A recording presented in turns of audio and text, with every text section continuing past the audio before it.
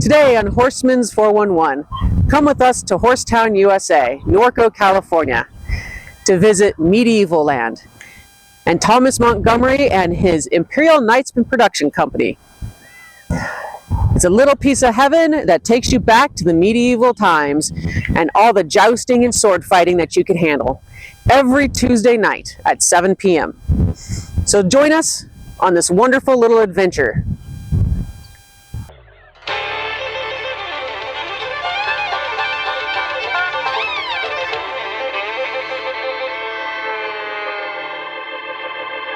Well, we're coming to your city.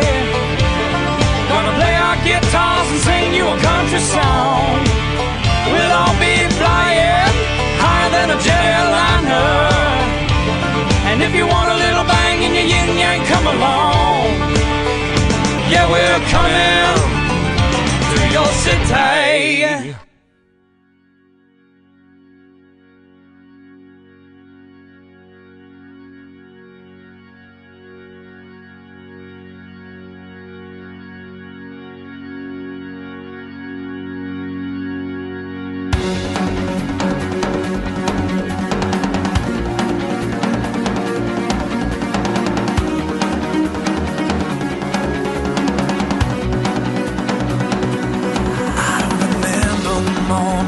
I lost myself, yes, better not said. Now I'm closer to the edge. It was 1,001 in a million to 2. Time to go down in flames, and I'm taking you closer to the edge. No, I'm not saying I'm sorry.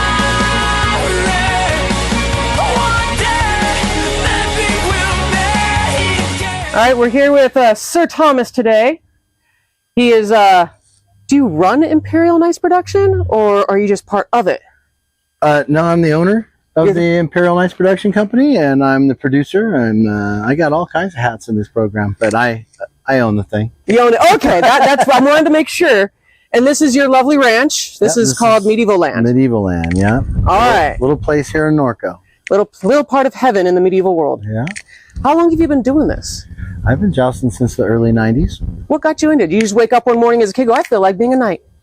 No, I ran into an old friend of mine who happened to be working at Medieval Times in Buena Park, and he was able to get me some connections to get out of doing some construction work that I was doing, and I was just burnt out doing. I can't see you doing construction. Oh, well, I'd still do it. So, as you can see. You've built all this? I built all this, yeah. From scratch, your own hands? Yes. Dang. We've lived here for about 18 years in this location. Whoa! And we actually didn't even start building the event center here until 2020, until things, you know, really stopped for us, because we are a traveling roadshow. That's what we do, is we travel and we bring the event and the excitement to you. And like, what's the furthest you've traveled? Well, I go to Europe every year for an event for one of our clients, and then we've been all the way to Florida. We've been all the way to Minnesota State Fair. Wow! All the way down to Mexico City. We performed in Canada. We travel all over the place. Was it just for like Renaissance fairs, or you do other things? Some of them are for festivals, and some of them are for clients that have a medieval theme to their event, and they want us to be there in costume and show their support and show that we can do the job, and that we bring horses when we get there, so that we're all on our big white Andalusian horses when we get to Europe. That was always a fun one. And then the traveling shows, you know, if they're within a decent distance and the clients can help, you know, pay for the travel, you know, we'll get our horses there, or we'll get the ones somewhere there. That's pretty cool. Yeah. Now, you've trained all these horses that you own for jousting. Jousting and dressage in high school. Andrea, my wife, is a high school dressage trainer, and so we do all the combination of both. And so doing a little bit of the airs above the ground, not much, but you know, a lot of the flat work, which is dressage, which is the basis of jousting and the whole program. So that's pretty cool. Yeah. Now, what breeds do you use generally? We use rescue horses. I'm looking for a half draft. I'm looking for a mind, you know, something that needs to be rescued and needs a job and will fit into the program. I know that Parisians are difficult to joust on, just because they set their head so high in they're just their natural set, so it usually gets in the way of the joust. One side is just going to put their head down and go and do the job and not fuss with you. So, okay, so like Arabs, saddlebreds, they have their head a little too high. Arabs are a little too fussy. You know, when you take away your vision and your hands and some of your equipment that straps you down to go and do a job like this, the last thing you want is a horse to go, hey, isn't this fun? I want to jump around and jerk you around a little bit. Makes the job very difficult. Just a slight. So we tend to not like Arabs unless they're a nice, big, quiet Arab. I mean, I have used them. But we just have to pick the right mindset of the horse, because it's a job that needs the right mind. It's like a jumping horse. You can't go get yourself a little quarter horse and go jumping, right? You're probably not going to be very successful at it. What about gaited horses? Gaited horses are fine. They're good there too? Ridden gaited horses for years, jousting. That's nice. Yeah, I thought it was like a specific breed, like the Andalusians or half drafts or something like that, or even a quarter horse where they're kind of chill. Andalusians are too valuable to joust on. You get into any of these high quality animals, you're just risking an injury to anything for an animal that's worth a lot of money for something that makes sense. Yeah. So, I mean, it is a dangerous sport, and you know, but the animals get taken care of really well. And so we just don't spend thousands and thousands of dollars on the purchase price of a horse. You know, that makes sense. Right? That makes sense. Right. Because there's so many horses out there and they all need a job. And there's one out there for every night. That's true. That's true. That's very true. I got a full barn right now. Oh, yeah. Maybe we can come back and see them. But I know, like, what size is your arena here? Like when you joust like this, because I noticed it's probably a little bit smaller than a normal size arena. It's on the smaller side. You tend to want to have some length in a jousting arena. Yeah. But we also do some sword combat on horseback and on the ground, so we like the width of the arena. And we like how it's nice and tight, because it's up close and personal for the customer. When they want to come and experience this, they're not sitting very far away. They get to see what's going on. They can hear us talking to each other. They know what we're talking about. It's more intimate. It's like a rock venue that you go to, but it's unplugged, so to speak. It's up in your face, and there's only so many people that are going to be here, so you won't be crowded out. And you'll have a good time. Yeah, like when you go to medieval times, it's so out, it's so far. I mean, you can't really. It's really hard to see what's going on. They do a good job of it. Of course, they're the masters, so we appreciate them all the time. But you just want something more. You want something a little more intimate, and you're not in Orange County, and you want to come out to Norco. This is the place. This is definitely the place, especially Tuesday nights. Yeah, Tuesday nights. Your Taco Tournament Tuesdays. And then look for the Medieval Rodeo. We do that a couple times a year as a fundraiser for certain charities that we do locally here. What times of years normally? Normally around November. Okay. Yeah. So where would they look online for that? You would look at the imperialnightslive.com, or you could go to any of our Facebook. Look at Medieval Rodeo on Facebook as well. Sign yourself up and follow, so you'll get any information. Sign yourself up for Taco Tuesday as well. Awesome. You'll get all of the highlights and the updates in case we're off, doing something, storming some other castle. Right. We might be out working, or the weather might be so bad that we can't, because we are an outside venue, but it's a beautiful weather. And Norco's always beautiful. Yeah, and stay in touch on Facebook, and you'll get all the updates on whether we're here or not. And all right, I'll make sure to put the link down at the bottom so people can actually see. Taco Tournament Tuesday. Yeah, and get some pictures in there for tonight, and get some videos so people can see what it's doing. What's all about.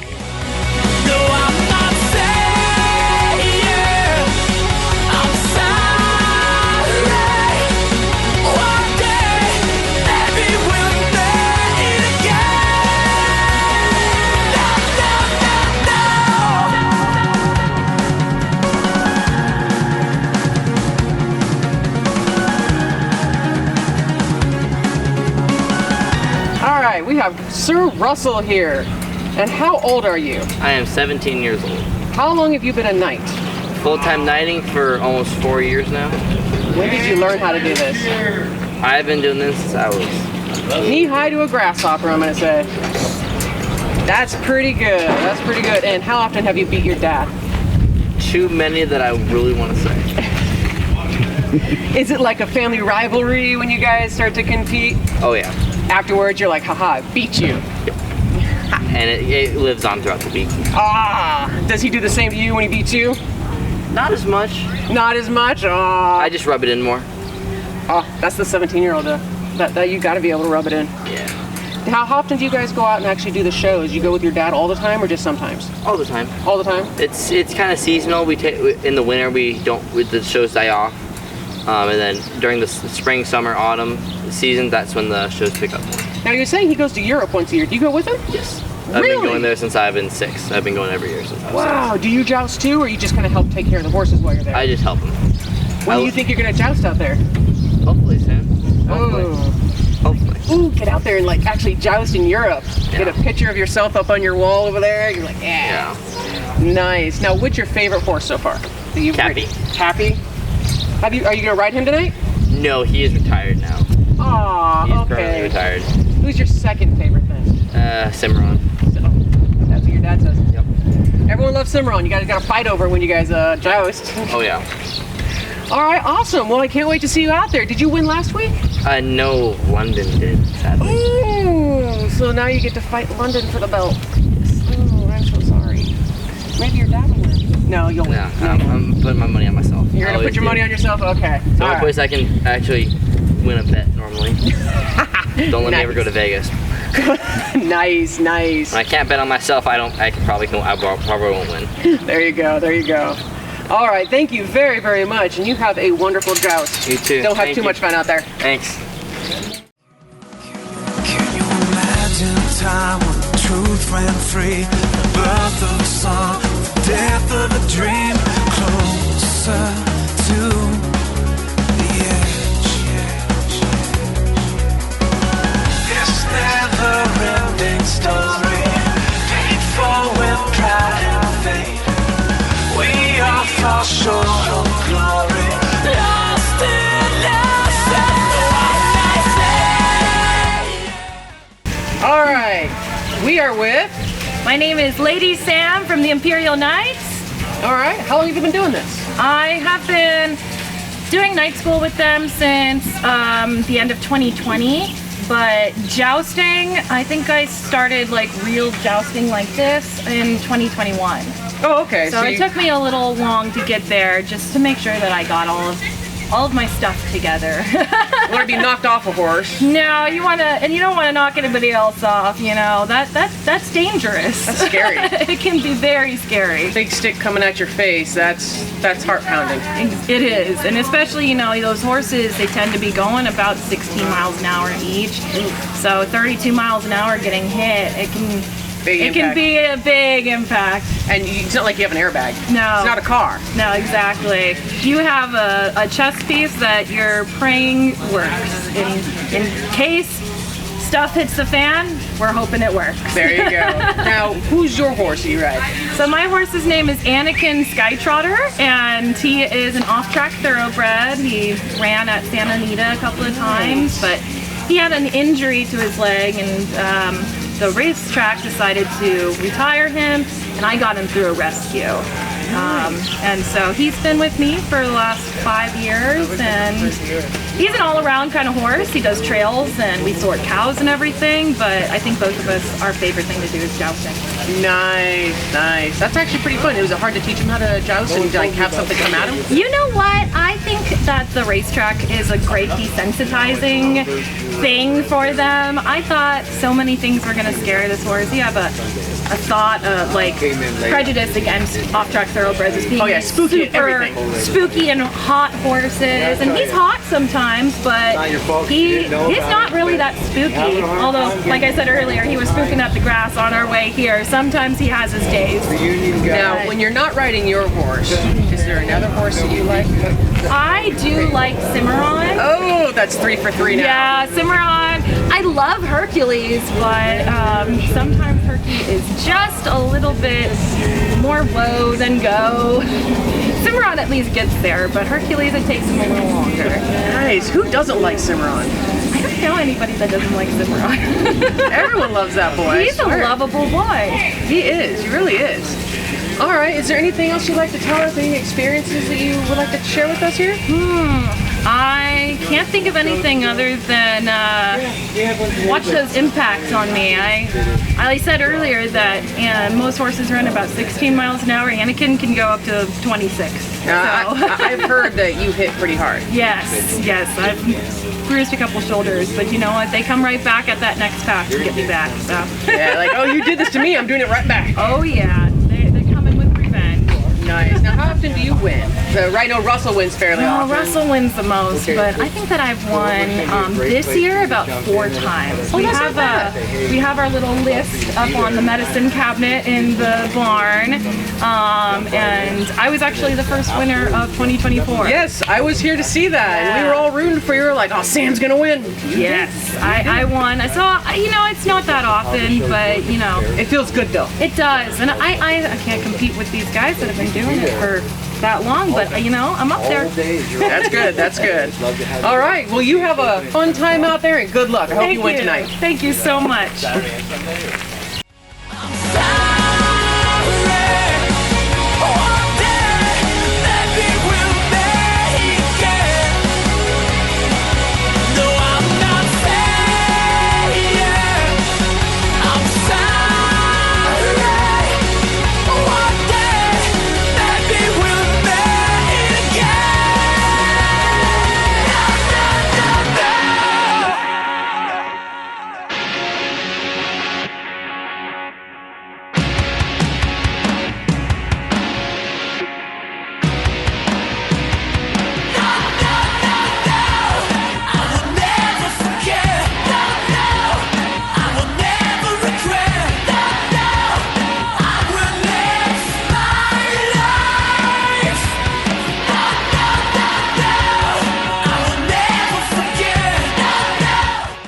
All right, we're here with Mr. Taco, or Sir Taco. How long have you been doing this? Almost 2 years now. Really? Do you make all this yourself? Yes, I do. You do it at home every Tuesday? Every Tuesday, from scratch. Dang.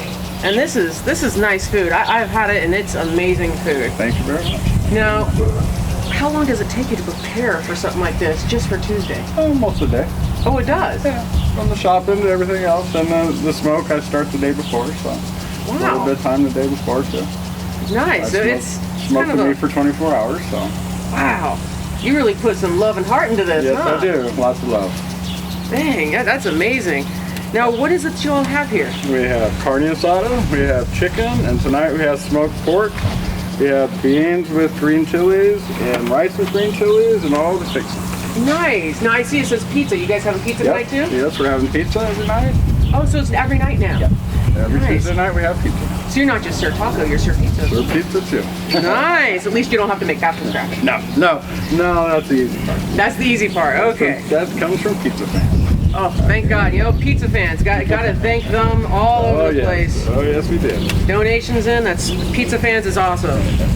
Now, what's the donation process for this? I mean, I see you have a Venmo here. We have Venmo or the donation box, where we take cash and Venmo. Okay, so you don't do anything else, just cash, Venmo? Just cash and Venmo. Start a square. Yeah, I got one. I haven't set it up. Right? Well, that's awesome. I am so happy that you do this. And how many people can you normally feed with all this? About 100. Wow. Dang, you are smoking hot now. 100 people, you do this half the day? Yeah. That is awesome. That is awesome. Well, thank you very much, Sir Taco.